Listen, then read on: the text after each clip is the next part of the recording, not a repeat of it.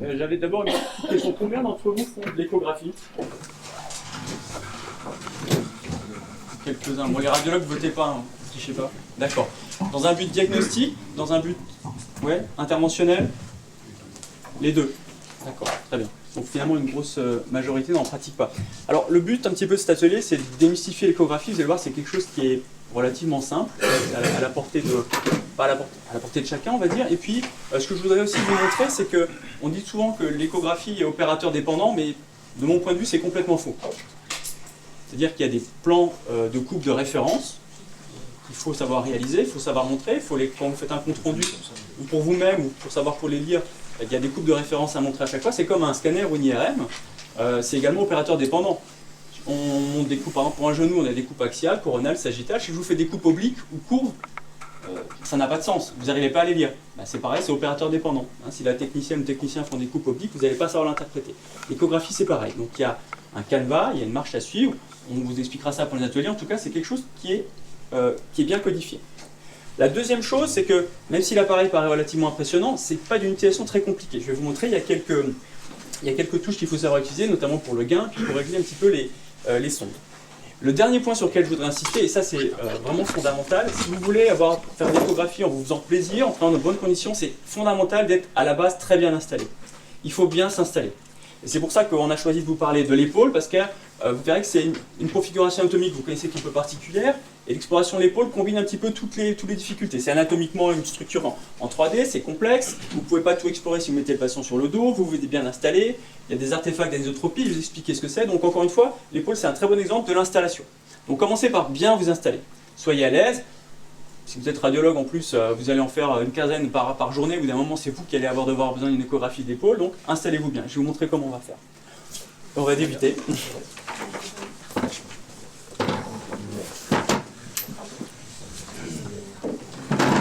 Alors, par exemple pour l'épaule. L'épaule c'est quand même un petit peu le fond de commerce de l'échographiste. Super, merci.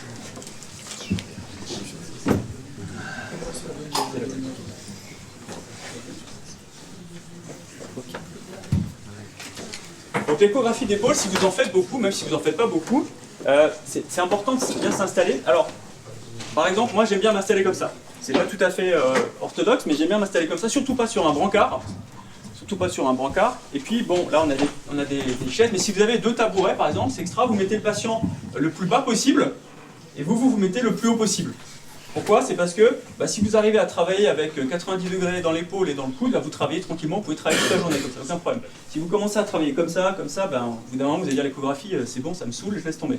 Alors que c'est vraiment pas quelque chose qui doit être contraignant. Et donc, il y a plusieurs. Pour chaque articulation, il y a un canevas, je vous montre encore une fois l'épaule pour vous donner une idée. Un abord très simple. Donc vous installez bien, vous calez, vous avez le patient qui est bien calé, vous êtes bien, le patient est bien, vous pouvez discuter, et puis là vous commencez votre exploration échographique. Du bon côté. Voilà. Et vous commencez votre exploration. Alors,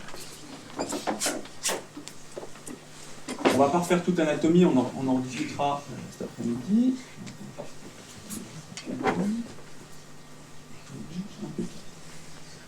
Voilà. Alors, ça c'est par exemple une coupe de référence. Donc vous avez une coupe de référence. Alors là vous allez me dire, on peut pas geler l'image, on peut pas friser. Alors il y a deux options quand on est comme ça. Soit vous travaillez avec une pédale, soit vous faites participer le patient. Vous lui expliquez comment vous lui mettez le doigt sur le bouton freeze, et donc vous lui dites freeze. En général ils sont très contents. Ils participent à leur exploration, ils sont très contents. Donc si on peut faire un freeze là, voilà. Donc là vous avez un petit peu tout le panel de ce qu'on peut voir sur une échographie. Donc la coupe, c'est une coupe axiale de l'épaule. Donc vous voyez que vous avez un petit poids au milieu qui est en fait le tendon du biceps, d'accord. Et puis vous avez l'os de chaque côté. Donc vous voyez qu'on a de l'os cortical qui va paraître très blanc, avec une pénétrance d'après des ultrasons qui ne se fait pas. Alors j'en profite pour vous parler un petit peu des sondes. Vous savez qu'il y a plusieurs types de sondes, et l'intérêt des sondes, c'est qu'elles ont chaque fois leur domaine de compétence particulier. Si vous avez déjà eu une échographie abdominale, on ne va pas utiliser la même sonde qu'une échographie pour l'appareil locomoteur. Pourquoi? Parce que vous avez sur les sondes des petits chiffres qui correspondent à leur fréquence maximale. Plus la fréquence de la sonde est élevée, en 15, 20, 22, 25, plus meilleure va être votre résolution. Vous allez voir des plus petites choses. Mais il y a évidemment, dans la vie c'est toujours comme ça, il y a toujours un compromis. mais vous avez très peu de pénétrants, donc vous voyez très peu en profondeur. Alors qu'avec une sonde qui est plus basse, 3,5, 4, 5, qui sont plutôt des destinées abdominales, vous allez avoir moins de résolution, mais vous allez voir beaucoup plus en profondeur. Donc en fonction de ce que vous avez exploré, si vous explorez un quadriceps, par exemple, une profondeur, par exemple un droiteur, des choses comme ça, vous avez besoin de choses plus en profondeur, il faudra peut-être ajuster vos sondes. Ça, c'est à vous un petit peu de faire votre habitude. En tout état de cause, une sonde de 15, comme celle-ci, convient dans l'immense majorité des cas parfaitement. Donc voilà la sémiologie. Donc vous avez votre tendon qui est au milieu. Et donc là, vous pouvez l'explorer dans toute sa hauteur. Bon, je vais le faire un petit peu après par cette intra-articulaire. On voit le subscapulaire qui commence à apparaître. Et donc vous voyez qu'en fonction de l'inclinaison que je vais donner à ma sonde, eh bien, ce tendon, il sera soit noir, soit blanc. On appelle ça l'artefact d'anisotropie. Alors vous voyez tout de suite le problème. C'est-à-dire que deux opérateurs différents vont dire bah, ce tendon il est bien, il a cet aspect dense d'un tendon. Vous voyez, les tendons vont toujours paraître très denses, à leur structure fibrillaire. Bah, celui-là il est impeccable. Et puis vous demandez la main à votre copain, il va incliner, mais j'ai incliné de 5 degrés, il va dire maintenant il est noir, il y a une tendinopathie.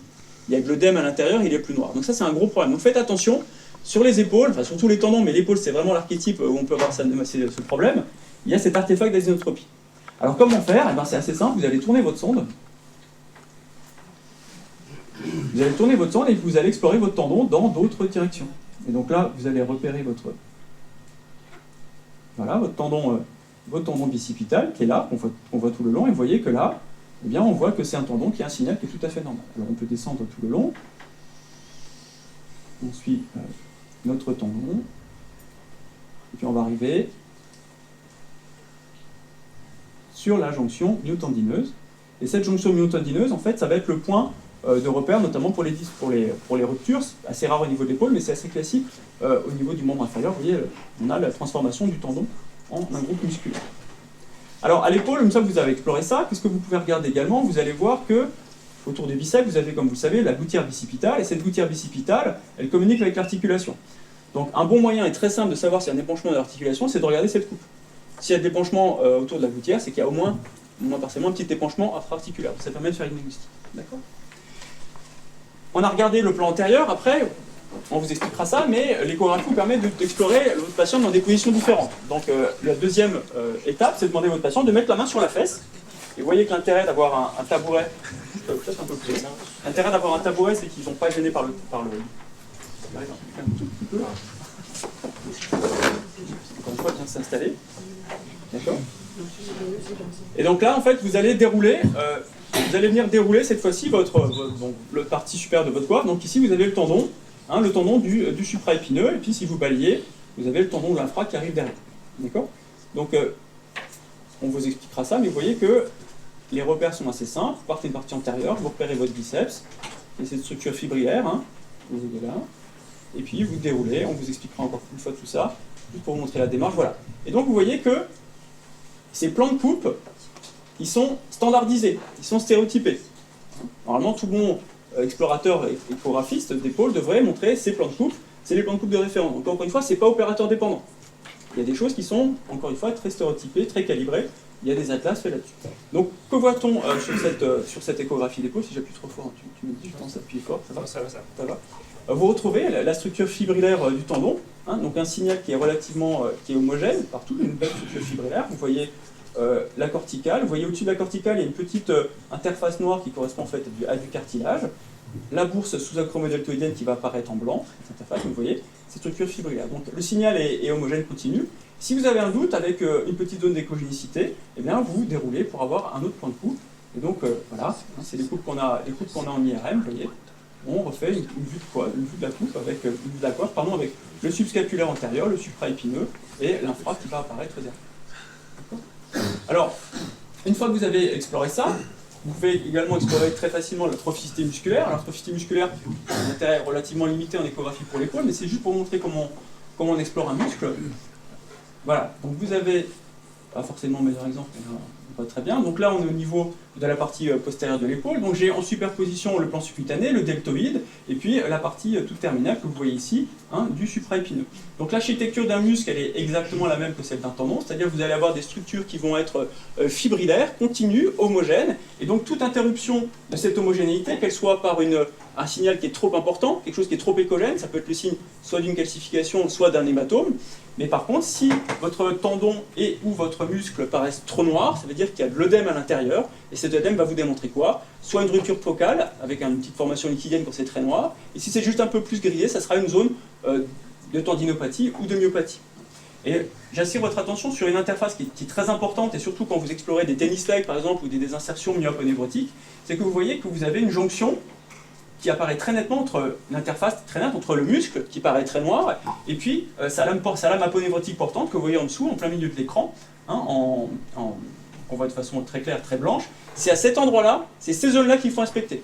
Et des insertions aponévrotiques, dans l'immense majorité des cas, sauf si vous avez un tendon intramusculaire, on pourrait en parler, c'est un autre contexte, vont intervenir à cet endroit-là. Donc c'est des zones que vous devez explorer en détail. Donc, vous balayez, il y a des techniques très simples, on vous montrera encore une fois tout ça aux ateliers, vous balayez tout votre muscle à la recherche de ces zones, encore une fois, en se focalisant sur ces zones. La dernière chose qu'on peut faire avec l'échographie, tu peux remettre là. Bon, merci. La dernière chose qu'on peut faire avec l'échographie, ça peut être également intéressant pour rechercher des conflits, c'est que vous pouvez demander au patient de faire de la rotation externe. Et donc la rotation externe va vous permettre de... Voilà. Donc là, vous déroulez, le sous-scapulaire. Ça peut mettre en évidence des phénomènes de ressaut, des phénomènes de conflit. Vous voyez très nettement, on a une très belle analyse de toute la cinétique de votre épaule. Hein, vous savez que pas loin, vous allez ici avoir la coracoïde, hein, qu'on voit point, mais vous voyez qu'il y a un espace de glissement qui est très joli, qui peut parfois être siège soit d'un conflit mécanique, soit parfois d'un remplissement par du tissu hypoéchogène qui va vous signer une capsulite. Donc, vous voyez, on pourrait parler en des heures d'échographie, mais voilà globalement les choses. Le dernier point que je voulais vous montrer, on a parlé des sondes. Un échographe, ça se règle. Alors, c'est des réglages assez simples, et vous voyez que vous avez la colonne de droite avec des chiffres, hein, qui vous marquent la profondeur, et dans ces chiffres, vous voyez, il y a un petit triangle jaune. Ce petit triangle jaune vous montre ce qu'on appelle la focale. La focale, c'est la zone sur laquelle la machine échographe va surtout focaliser son signal, avoir le signal le plus puissant et le plus net. Donc ça se règle en fonction des machines, soit avec des petits boutons, soit avec une molette. Donc cette focale, il faut penser à la régler. Il faut penser à la régler. Si vous la mettez, regardez, si vous la mettez tout en bas, par exemple, si vous la descendez, vous voyez, c'est peut-être moins évident sur une épaule, mais vous voyez que le signal, hein, l'image, se modifie. Donc là, l'épaule, ça va, mais si vous faites des doigts, si vous faites des petites structures ou des tendons, si vous faites un tendon d'Achille ou des verticales postérieures, par exemple, ça peut quand même avoir son importance. Donc c'est des petits réglages. D'accord ? Le dernier petit réglage aussi, ça va être des réglages de gain qui sont sur les machines. Donc vous pouvez régler, vous voyez, vous envoyez plus ou moins de signal à l'intérieur, vous envoyez plus ou moins d'énergie, donc vous récupérez plus ou moins d'énergie. Donc ça aussi, hein, vous voyez, c'est en fonction. Mais pensez à régler, c'est pas le patient, l'échogénicité qui est parfois difficile, c'est uniquement votre réglage qui est à faire. Je pense avoir fait le tour. Si vous avez des questions, des choses à remontrer, ou on en reparlera pour les ateliers, mais c'est vrai que le champ est tellement vaste, quand vous parlez de ça, je connais. Les aspects Doppler, bien sûr, du Doppler. Alors, donc on a parlé d'imagerie anatomique, on a parlé d'imagerie un petit peu dynamique, mais vous pouvez également... Voilà. Alors vous pouvez avoir une information sur la vascularisation de votre tissu, et notamment l'hypervascularisation. Ça peut être intéressant pour une épaule, c'est surtout intéressant pour des doigts ou des choses comme ça. Et vous voyez que normalement, autour d'un tendon, dans lequel il n'y a pas d'atteinte vertébrale, vous voyez ces petits scintillements, vous pouvez même les créer un petit peu en appuyant dessus, qui sont physiologiques. Hein. Ça s'appelle donc Doppler. Alors il y a plusieurs types de Doppler, vous entendez parler de Doppler énergie aussi, on a des images qui sont oranges, par exemple, là, on en a un petit peu l'habitude. Voilà. Donc vous voyez, il faut faire attention parce que ça, quand vous bougez, vous envoyez de l'énergie, donc vous pouvez créer des artefacts. Donc pensez bien à analyser ça sur une image qui est stabilisée.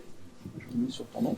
Sur une image qui est stabilisée, vous voyez qu'on a normalement un tendon, puis une interface tendineuse, hein, une gouttière ou une aponévrose n'ont pas d'hypersignal Doppler. Dès que vous avez une modification d'un hypersignal, vous allez voir ça pulse, c'est que vous avez une synovite, une arthrite, en tout cas une inflammation. D'accord ? Je vais vous le montrer.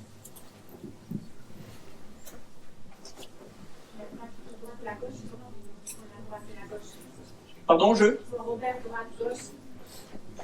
avec la sonde ?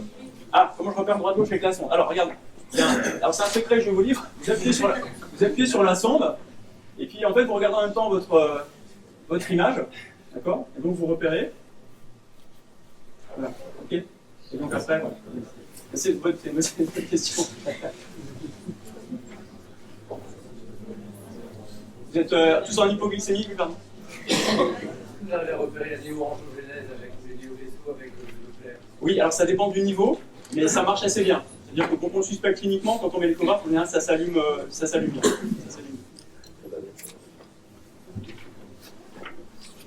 Je vous remercie beaucoup de votre attention.